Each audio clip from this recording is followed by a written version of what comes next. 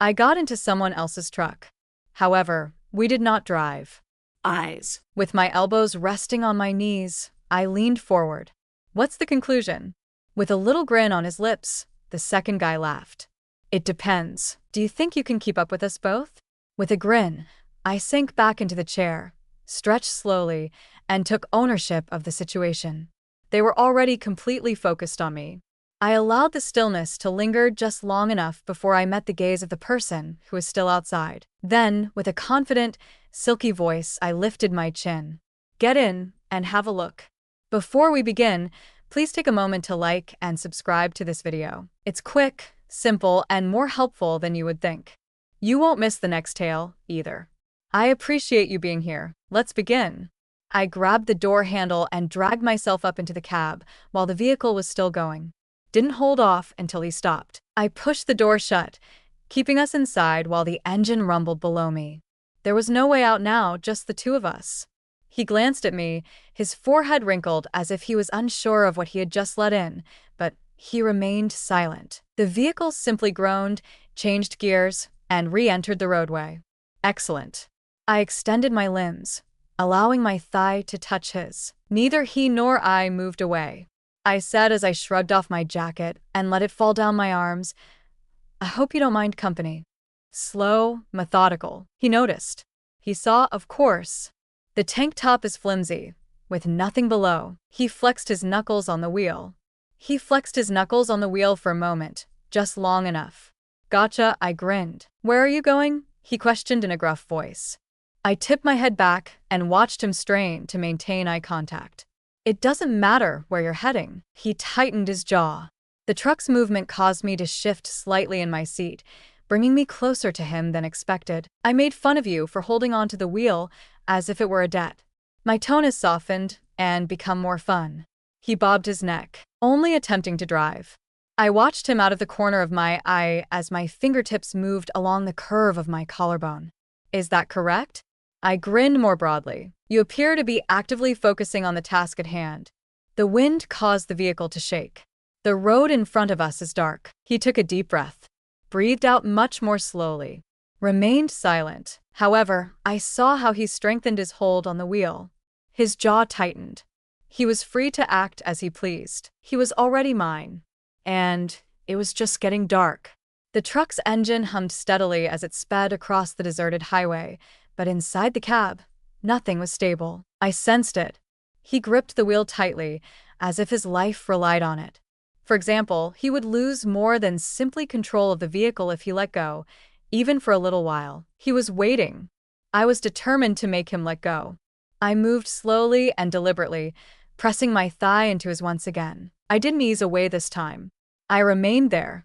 He flexed his fingers over the steering wheel. His jaw muscle jumped. With no more than a whisper, I traced my fingers over his forearm. My voice was light and playful as I said, "You're so tense. I believe you should unwind." He bobbed his neck.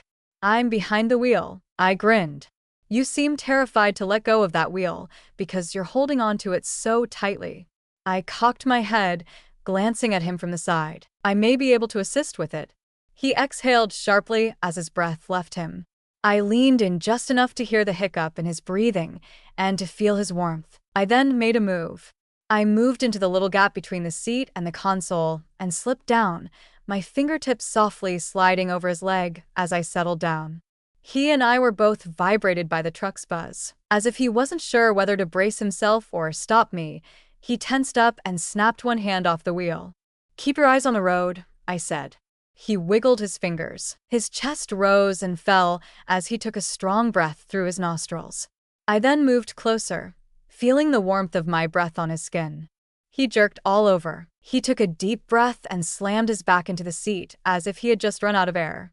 Before he corrected himself, the vehicle shook just enough to force him to put more pressure on the pedal with his foot. He took a deep breath, and his knuckles became white as he gripped the wheel. Feeling the tension coil between us tighten, I grinned. I moved slowly, letting the tension build as I observed his body's response. He didn't reach for me, but his hand flexed and his fingers twitched as if he wanted to. Instead, he clenched his jaw so tightly that I feared a hard, uneven breath might shatter his teeth. He sounded as if he was having trouble controlling his breathing. The tension in his body beneath my fingertips made me smile. The world outside was a swirl of darkness and headlights. He and I were the only people inside. He seemed to be struggling with himself as his fingers tightened their hold on the wheel. I wished for his defeat. I absent-mindedly traced patterns on the seat's fabric, watching his reaction. He trembled in breath. I said, "Breathe." His voice was harsh and deep, almost like a growl. Tension locked his muscles as his free hand held his leg. There he was. The CB radio then crackled. "Hey, are you coming?"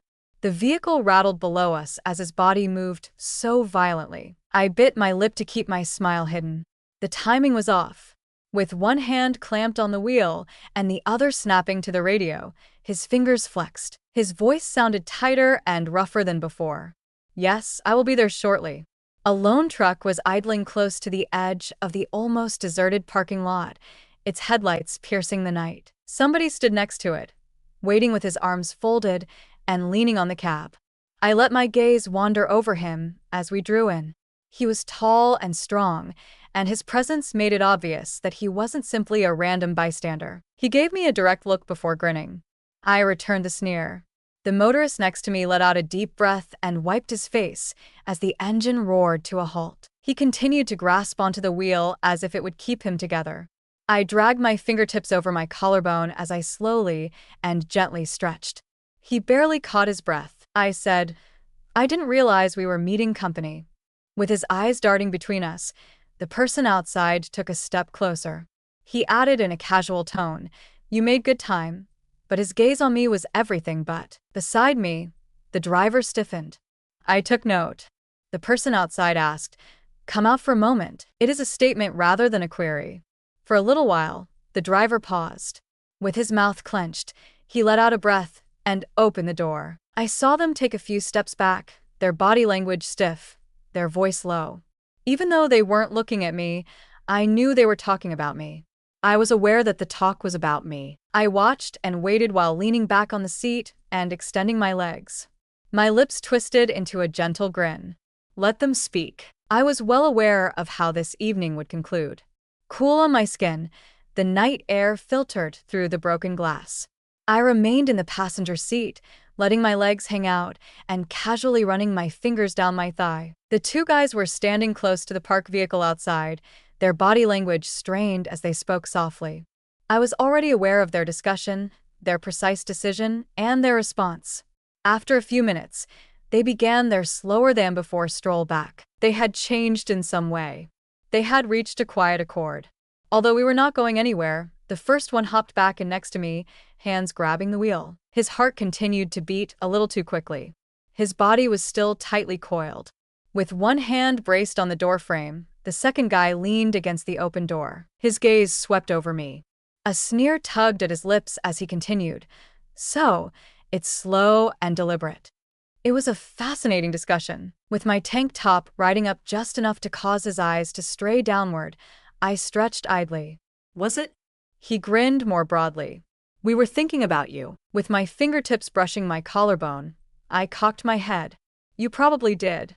The first driver let out a breath and flexed his hands on the steering wheel as if he should have spoken, but chose not to. I let the moment linger as I glanced between them and felt the tension building. Now it was thick, unsaid, crackling. With my elbows resting on my knees, I leaned forward. "What's the conclusion?" The person at the door gave a deep, sinister laugh. "Think you can manage two of us?" "Depends."